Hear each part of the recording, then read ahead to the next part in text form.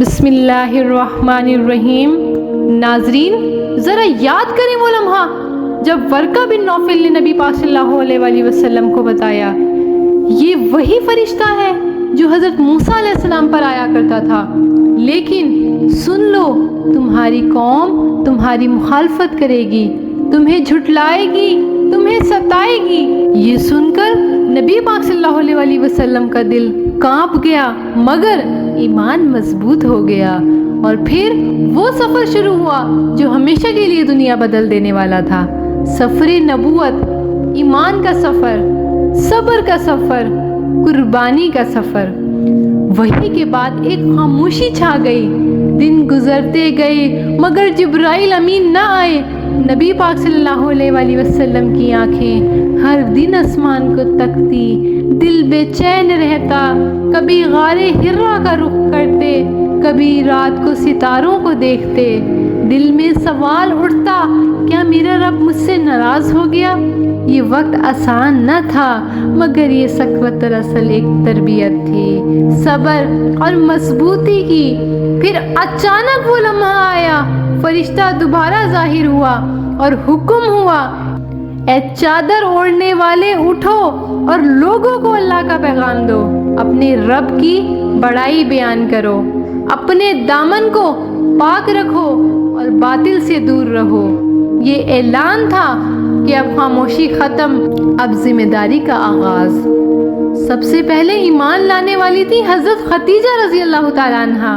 انہوں نے کہا، اللہ کی قسم، اللہ آپ کو کبھی ضائع نہیں کرے گا۔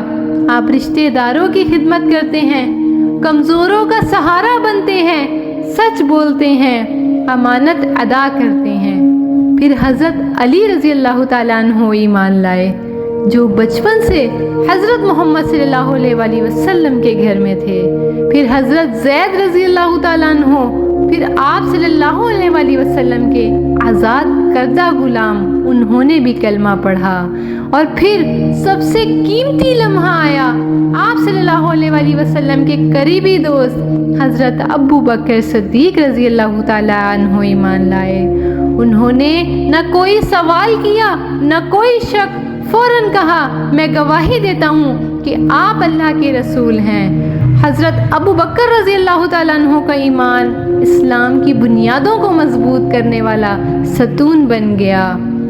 حضرت ابو بکر صدیق رضی اللہ تعالیٰ عنہ نے اسلام کا پیغام اپنے قبیلے میں پھیلایا۔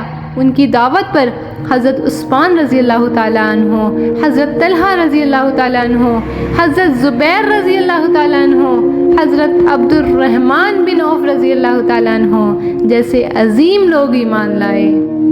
یہ لوگ آگے چل کر اسلام کی تاریخ کے سب سے بڑے نام بنے۔ یوں اسلام کا پہلا قافلہ وجود میں آیا، چھوٹا مگر مضبوط۔ ناظرین، یاد کریں وہ وقت جب پہاڑ صفا کی بلندی پر ایک آواز گونجی، ایک صادق اور امین کی آواز، اے قریش کے لوگوں، اگر میں کہوں کہ پہاڑ کے پیچھے دشمن کی فوج کھڑی ہے تو کیا تم میری بات پر یقین کرو گے؟ سب نے کہا، ہاں، ہم نے آپ کو ہمیشہ سچا پایا ہے۔ پھر نبی کریم صلی اللہ علیہ وسلم نے اعلان فرمایا، پھر جان لو میں تمہیں اللہ کے عذاب سے ڈراتا ہوں۔ یہ اعلان وہ لمحہ تھا جب اسلام خفیہ دعوت سے نکل کر دنیا کے سامنے آ گیا، لیکن اس اعلان کے ساتھ ہی مخالفت کی آگ بھی بھڑک اٹھی۔ ابو لہب نے سب سے پہلے کہا، تجھے ہلاکت ہو محمد، استغفر اللہ استغفر اللہ۔ قریش کے سرداروں نے نبی پاک صلی اللہ علیہ وسلم کا مذاق اڑانا شروع کیا۔ کہیں تانا ملتا، یہ شاعر ہے، یہ جادوگر ہے، یہ تو مجنون ہو گیا ہے۔ مگر نبی پاک صلی اللہ علیہ وسلم کا دل صرف ایک پیغام پر ثابت قدم رہا، لا الہ الا اللہ۔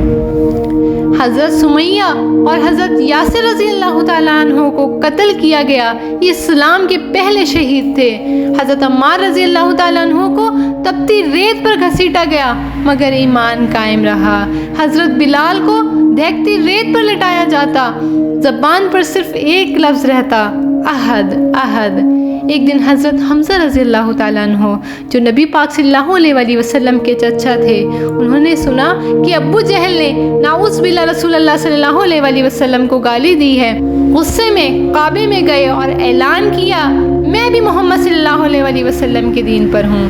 پھر حضرت عمر رضی اللہ تعالیٰ عنہ کا ایمان لانا یہ اسلام کے لیے سب سے بڑا دن تھا۔ وہی عمر جو قتل کرنے نکلے تھے قرآن سن کر پگھل گئے اور ایمان لے آئے۔ مدینے کی گلیوں میں پہلی بار مسلمان اعلانیہ نماز پڑھنے لگے۔ سبحان اللہ، وہ کیسا منظر ہوگا۔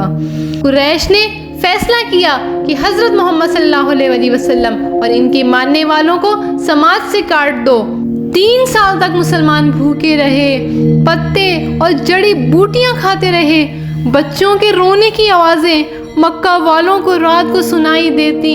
انہی دنوں حضرت ابو طالب سہارا دینے والے چچا کا انتقال ہوا۔ تھوڑے عرصے بعد حضرت خدیجہ رضی اللہ تعالیٰ عنہ کا بھی انتقال ہو گیا۔ یہ سال تاریخ میں عام الحزن یعنی غم کا سال کہلایا۔ نبی پاک صلی اللہ علیہ وسلم پر زمین تنگ ہو گئی، مگر ایمان اور صبر پہاڑ سے بھی زیادہ مضبوط رہا۔ سبحان اللہ۔ نبی پاک صلی اللہ علیہ وسلم امید لے کر طائف گئے کہ شاید وہاں لوگ بات سنیں گے، مگر وہاں سرداروں نے مذاق اڑایا، بچوں اور غلاموں کو پتھر مارنے پر لگا دیا۔ جسم لہو لہان ہو گیا، نالین مبارک خون سے بھر گئے۔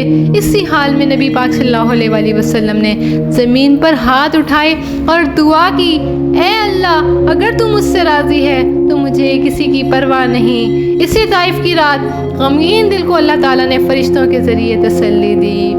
ناظرین، ذرا سوچئے، وہ نبی جن کی صداقت پر مکہ کے لوگ گواہ تھے آج انہی کے ہاتھوں پتھر کھا رہے ہیں، مگر ان کے ہونٹوں پر صرف دعا ہے، بدعا نہیں۔ ان کے دل میں رحمت ہے، غصہ نہیں۔ یہی وہ کردار ہے جس نے جہالت کے اندھیروں کو ایمان کی روشنی سے بدل دیا۔